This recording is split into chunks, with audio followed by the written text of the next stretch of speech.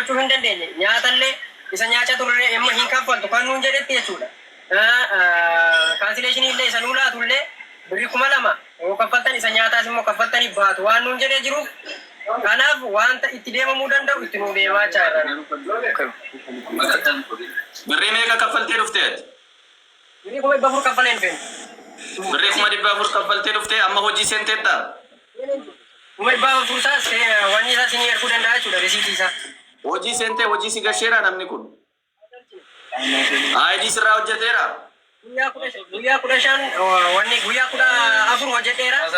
Isa saamunaa sanaa jechuudha. Saamunaa sanarraan ala waan biraa waan hin hojjedhen qabu wayeen gadammoo iddoo koolistiraakii sana haqee achitti immoo dadhabee dhiisee galee mucaan kun inni Paawulos jedhamu kun achitti kufee jennaan ergisiiti baankaaniin tokko fidee suura isaa gaafa natti agarsiisu mucaa goddeenyaan keen kufee jedhee gaafa suura isaa natti agarsiisu eessa gaafa jedhu taasii fuudhee deemeera jedheen.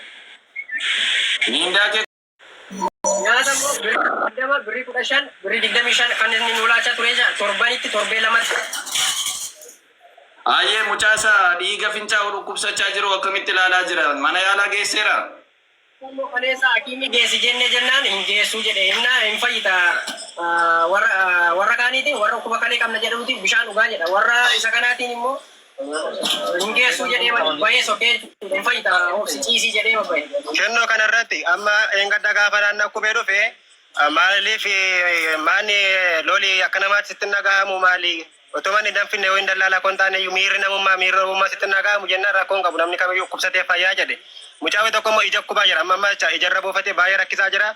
Mucichaatiin immoo tabbitaa naa biti jettee mucaan sun kadhachaa turte waan goonamne tabbitaa sana ofii keenya binneefi. Mucaa isa kanas immoo dhukkubaa jira galagalee hin ilaalle. Mucaa tokko keessa kalee dhukkuba mucaan kalee na dhukkubaanii akkaman godha gaafa inni jedhu hin si'iisa bishaan irratti guyya dhabeetta deebii akkasii nuu deebisa malee hoolaa itti maatiin iyyuu waan noomasisu waa tokko iyyuu hin qabu jechuudha. Okay, copy link goda undi keessan share goda dhiiroo share goda. Share goda undi keessa. Innaa ammas ijoolleen dubbatachuu barbaadu. Dubbaddaa taraa dubbaddaa undi keessan rakkoo keessanii maddaa.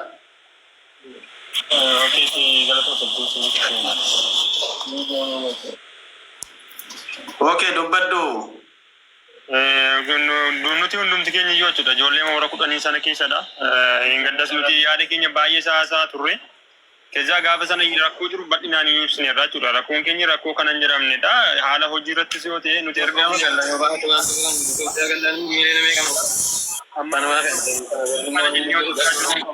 medikaala bashaaraallee kan laannee intiraa jennee hojjechaa jirru hin qabnu. Eengadda haala kanaatiin baay'ee otoo rakkannu miidiyaa irratti illee gaafa dubbannee beekaa boodarra gaafa rakkoo ta'u nam shaniif haa ta'u wanti kunii jedhame. Keessa gaafa nam shaniif haa ta'u jedhamu nam shaniif carraan bu'ee ani illee warra carraa sana arganni keessan jiraachuudha. Nam shan immoo ijoollee sana intiraa jedhee gaafa sana nallaadha jedhee dubbateera.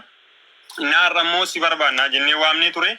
Yeroo si barbaanna jedhee ufnee waamnetti dhufee ijoollee 10 taanee jiru keessaati Paawulositti yaatii dhiisii jedhee ijoollee 4 immoo birrii 2000 qopheeffadhaa diraama 2000 siniin laadhaa jedhee ijoollee warri haftan immoo hojii sanaa bakka sana deemtanii hojjettu jedhee nuti dubbatee tokkee jira. Nuti illee immoo waan abdii biraan qabneef yeroo sana hin hojjenna jennee isatti dubbanne sana booddee gidduutti immoo bakka yeroo sana Paawulos illee maaliif akkasana jettaa jennaan wallolanii illee nutulluu gidduu galee gargar qabee jechuudha. Sa'aatii sana jechuudha. Keessa nutiin immoo hojii galtumoo maal isiniif hojja jennaan nuti ammaaraachi karan biraa hin qabnu isinittis dubbannee carraan nu hambiseera kan jedhu nuti illee baay'ee miira abdii kutuu keessa seennee turre. Naa sababa sanaatiin bakka hin gallaa asteenyee wanta goonu kan biraa waan hin qabneef isaanis rakkoo hunda keenya furuu waan hin dandeenyeef waan lamatti illee nu qoodamneef warra kanaa fi laatoo ishee nuti immoo hin deemnaa jennee dubbannee jechuudha. Keessa ijoollee warra sanallee birrii 2000 filadhaa jedhee sanaatiin wallolame amma yaaduma sanaatiin jira ammaallee jechuudha malee wanta godhame hin jiru hojii seentuu nuun jedhee yaa sa'aatii sanatti hin seenna jennee yaada Mubaarik kootu seeni si goototeera Mubaarik kootu seeni mucaan ammallee nutti taphachaa jira furmaata gochaa hin jiru. Mucaan inni kun immoo mucaa isa ija dhukkubudha. Isa ija dhukkubee amma ilaashan argannedha kun. Okay, haa ta'u akkamitti jirta biroo? Guyyaa tokko torban fixeenidha. Ija koo kana dhukkubaa narra bu'ee jira ammayyuu. Nageessi mana geemi nageessi hin jaa amma mana kaa baatu kunaan kun. Amma goinaan dhokkuboin. Obsi madura koke bro abshir guyyaa tokkoon darba maamti.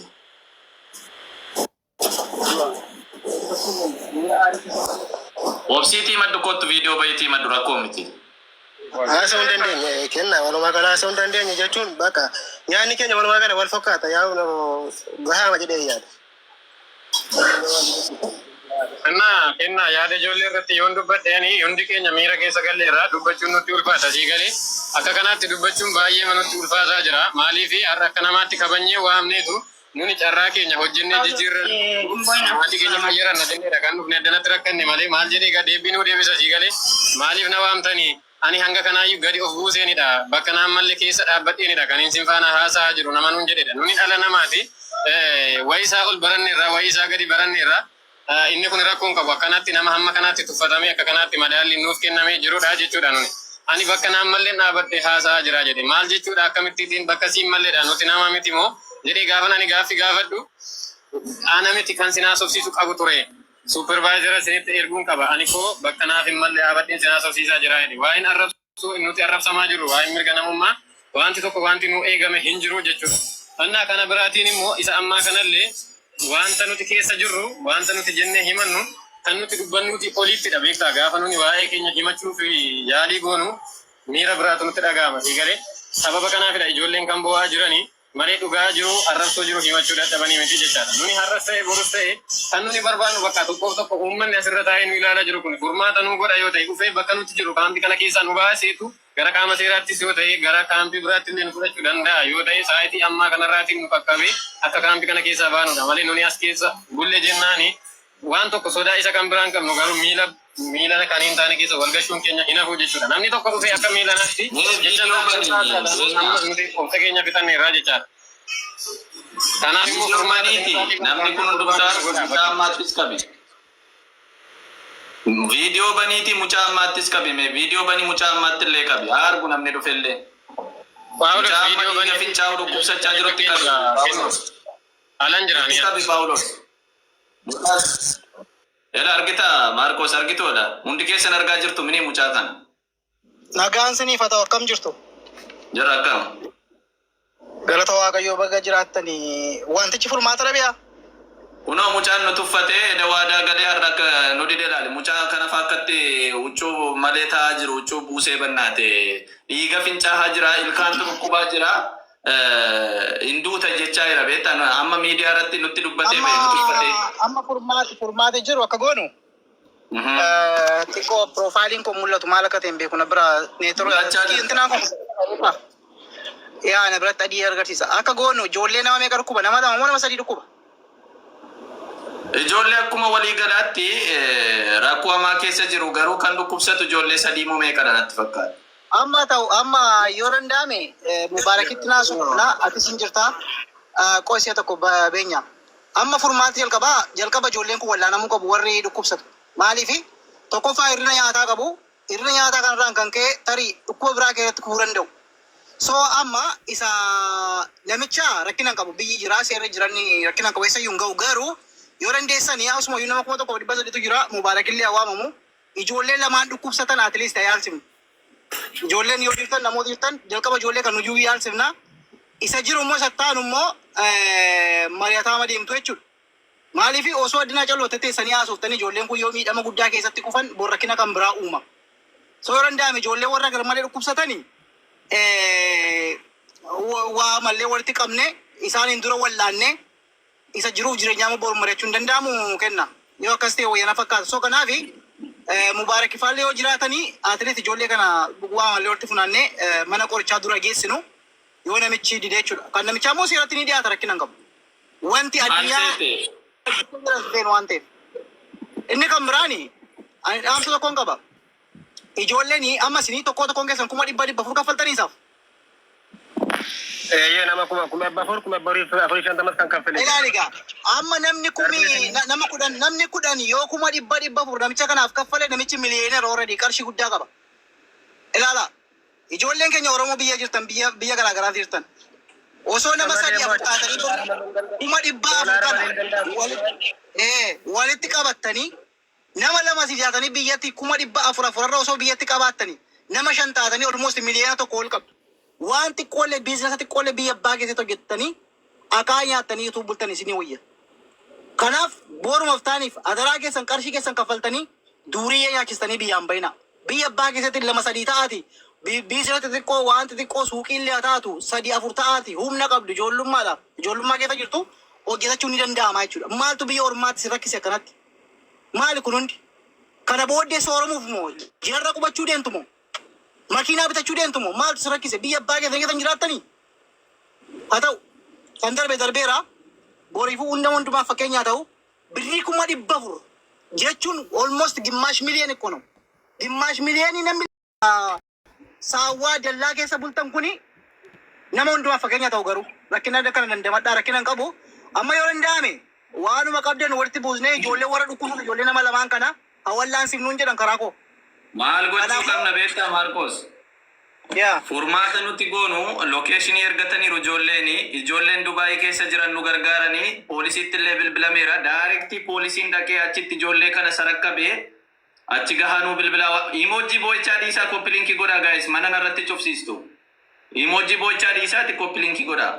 Innaa lokeeshinii ergataniiru ijoolleen lokeeshinii immoo nama Dubaayii keessa jiru ergeef hin jira. Already lokeeshinii ergeen hin jira. Bakka tokkotti qabamaati walitti qabamaati sin qophaa'aati viizaa keessan maal keessan bilbilarraa qabdu mini qopheeffadhaati nama Dubaayii keessaa nu gargaare lokeeshinii qabatee namni lokeeshinii ergineef illee as jira jiru natti fakkaate deemtanii ijoollee kana fuutanii warra dhukkubsatu mana yaalaa geessitanii akkuma Maarkos jedhee yaala haa argatan ijoolleen kun tokkoffaa nyaataan miidhamaniiru lammaffaa mucaan kun dhiiga fincaa'aa jira dhiiga fincaa'u jechuun amma akka namatti ulfaatu yaaduu qabdu ilma namaati.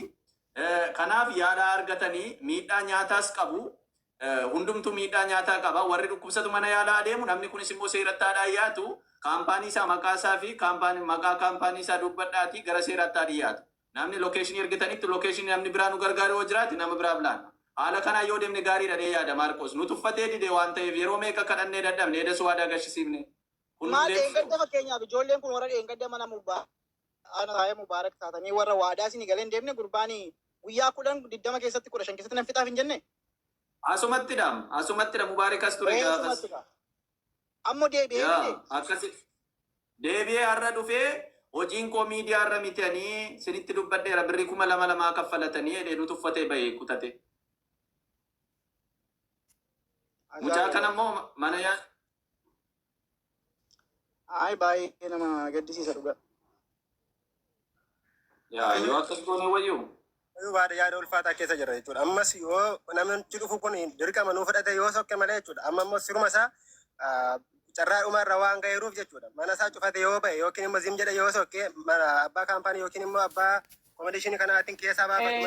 Kennuu bilbilee dhaggeeffadhu waan poolisoonni jedhanii tokkoffaa irratti ijoolleen qaramaa keessa jiranii akka hin deemne.